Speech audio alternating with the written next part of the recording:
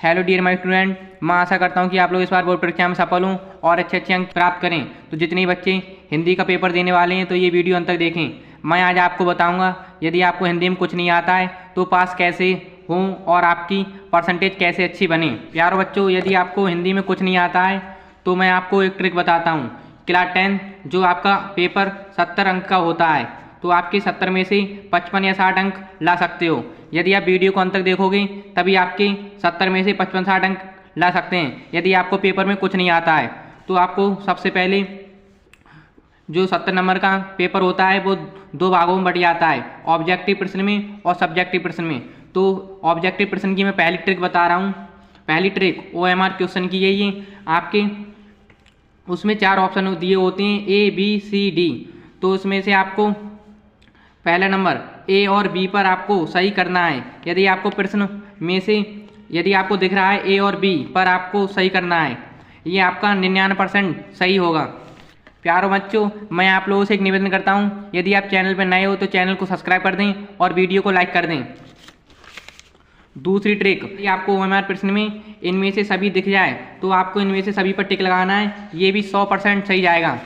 तीसरी ट्रिक, आपकी OMR में यदि आपको दिख जाए इनमें से कोई नहीं तो ये भी आपका 100% सही जाएगा। चौथी ट्रिक, आपको OMR प्रश्न में कोई सा प्रश्न नहीं चुनना है, आपको A चुनना है या फिर B चुनना है। ये दोनों 50-50% 100% सही जाएंगे। आपको या A करना है या B करना है, दोनों में से पर आपको कोई एक करना है और कुछ नहीं करना है। आपके 20 नंबर ये पक्के। प्यारो बच्चों, आपको गद्यांश और पद्यांश में कुछ नहीं आता है तो ये भी मैं आपको एक ट्रिक बताऊंगा कि किस तरीके से करें ताकि बोर्ड एग्जामिनर आपको पूरे नंबर दे। अब हम पढ़ेंगे सब्जेक्टिव क्वेश्चन। आपको सबसे पहले प्रश्नोत्तर संख्या पेपर में देखकर डाल देनी है। ये कितनी है, जैसे प्रश्नोत्तर संख्या ये पेपर में 1 है तो आपको यहाँ पर देखकर डाल देनी है 1 है। फिर उसके नीचे आपको स्केल से 2 लाइनें खींच लेनी है। फिर आपको स्केल से इधर भी 2 लाइनें खींच लेनी है। फिर आपको पद्यांश देखना है। पद्यांश में देखना है विश्वास मित्र से बड़ी रक्षा रहती है, तो आपको कुछ नहीं करना है, ये उतार देना है इस तरीके से। विश्वासपात मित्र डैश हर प्रकार सहायता करेंगे। तो आपको ये अच्छी तरीके से इस तरीके से मैंने जिस तरीके से उतारा इस तरीके से आपको उतार देना है। फिर आपको ये पद्यांश अच्छे से पढ़ना है और आपको कुछ भी नहीं आता है तो आपको सबसे पहले ये प्रश्न लिख देना है, उपर्युक्त गद्यांश का संदर्भ लिखिए। तो आपको उपर्युक्त गद्यांश का संदर्भ लिखिए। फिर आपको लिखना है पाठ का नाम मित्रता। आपको अच्छे से लिख देना है पाठ का नाम मित्रता और लेखक का नाम आचार्य रामचंद्र शुक्ल जी। इतना तो आपको पता ही होगा, आचार्य रामचंद्र शुक्ल जी। आपको जी जरूर लगाना है। फिर आपको व्याख्या इसकी करनी मिलेगी। आपको तो इसमें पूछा गया है गद्यांश के रेखांक अंश की व्याख्या करना है, तो आपको कुछ नहीं करना है, सिर्फ ये प्रश्न उतारना है, प्रश्न नंबर 2 डालना है और लिखना है रेखांक अंश की व्याख्या कीजिए। तो आपको कुछ नहीं करना है, सिर्फ इतना लिखना है लेखक कहता है कि। तो आपको ये लिखकर जिसके नीचे ये अंडरलाइन दे रखी है तो आपको ये नहीं लिखना है। फिर आपको डायरेक्ट यहीं से लिखना है, हमें अपने मित्रों से यह आशा रखनी चाहिए। ये आपको पूरी व्याख्या में उतार देनी है।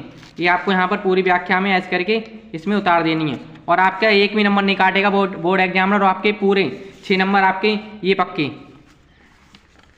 बोर्ड परीक्षा में ये अच्छे से नहीं कर मिल रहा है तो आप अथवा वाला कर सकते हो। सेम आपको यही ट्रिक इस गद्यांश में भी लगानी है। तो प्रश्न नंबर 2, निम्नलिखित में से किसी एक पद्यांश पर आधारित दिए गए प्रश्नों को उत्तर दीजिए। तो आपको ये पद्यांश दिया गया है, इस पद्यांश पर भी सेम यही ट्रिक आपको आजमाना है और आपके पूरे नंबर बोर्ड एग्जामिनर देगा। तो आपके 6 नंबर ये पक्के। और प्रश्न नंबर 3,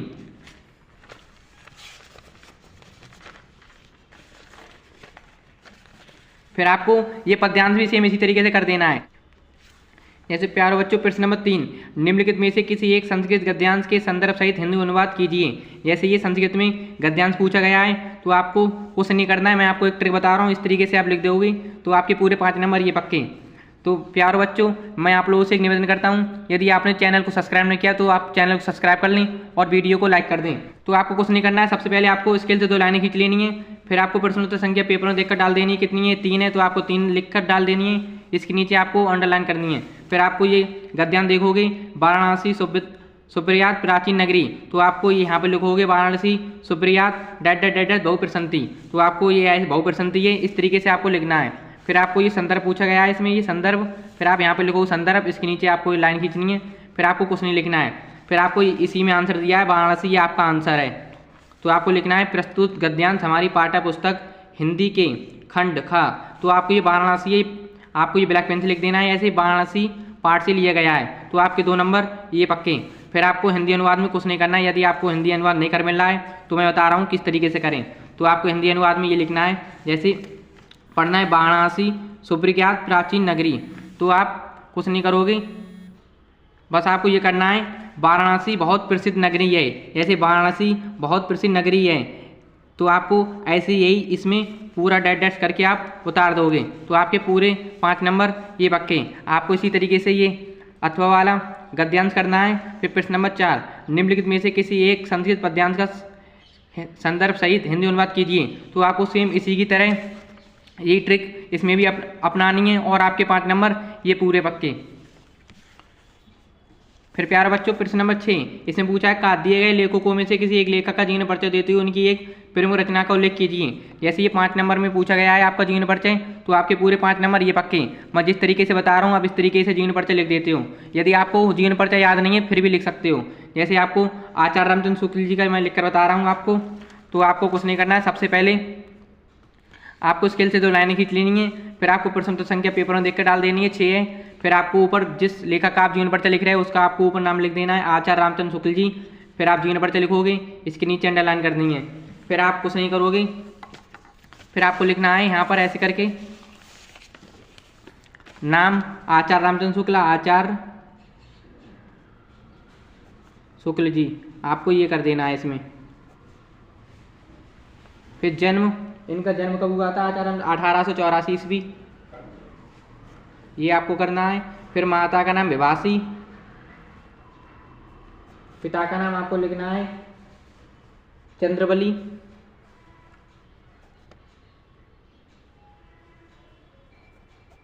फिर रचना इनकी लिखना है त्रिवेणी, फिर इनकी आपको मृत्यु लिखनी है 1941 ईस्वी। बस आपको इतना याद रखना है। बस बोर्ड एग्जामिनर इसी में देखता है और आपके पूरे नंबर दे देता है। फिर आपको जो आपने प्रश्न इधर लिखे हैं यही आपको इधर लिख देना है ऐसे करके आचार्य रामचंद्र जी का शुक्ल, इतने हुआ था। बस आप ये ट्रिक अपनाना है, तो आपके पूरे 5 नंबर ये पक्के। फिर प्रश्न नंबर 7, अपनी पाठ्य पुस्तक में से कोई खंडस कोई श्लोक लिखिए जो इस प्रश्न पत्र में ना आया हो। तो आप प्यारो बच्चों, तो आपको अभी एक श्लोक याद कर लेना है, ये ज़्यादा बड़ा नहीं होता है, 2 लाइनों का होता है और आपके 2 नंबर ये पक्के। फिर प्रश्न नंबर 8, निम्नलिखित में से किन्हीं 2 प्रश्नों के उत्तर संस्कृत में दीजिए। तो आपको ये दोनों प्रश्नों को तैयार कर लेना है और आपको अच्छे से इन्हीं प्रश्नों को उत्तर संस्कृत में दे देना है, आपके 4 नंबर ये पक्के। फिर प्रश्न नंबर 9, निम्नलिखित में से किसी एक पर निबंध लिखिए। जैसे ये इतने सारे निबंध दे रखे हैं, मैं अभी आपको लिख कर बता रहा हूँ और आपके पूरे 9 नंबर और आपके 9 नंबर ये पक्के। तो आपको कुछ नहीं करना है, आपको सबसे पहले स्केल से 2 लाइनें खींच लेनी है। फिर स्केल से लाइनें खींच लेने के बाद आपको प्रश्न संख्या पेपर में देख कर डाल देनी है कितनी है। फिर आपको जिसका आप निबंध लिख रहे हो जिस विषय पर उस पर ऊपर लिख देना है आपको विज्ञान, वरदान या अभिशाप। फिर आपको प्रस्तावना लिखनी है और प्रस्तावना के अंदर आप कुछ भी लिख सकते हो, पर्यावरण के बारे में कुछ भी लिख सकते हो और आपके पूरे 9 नंबर ये पक्के। प्यारे बच्चों, मैं आशा करता हूँ कि आपको वीडियो अच्छी समझ में आई होगी। तो ऐसी वीडियो पाने के लिए मैं सब्सक्राइब करें व अपने दोस्तों के पास ज़्यादा से ज़्यादा वीडियो शेयर करें। तो अब मिलते हैं न्यू वीडियो में।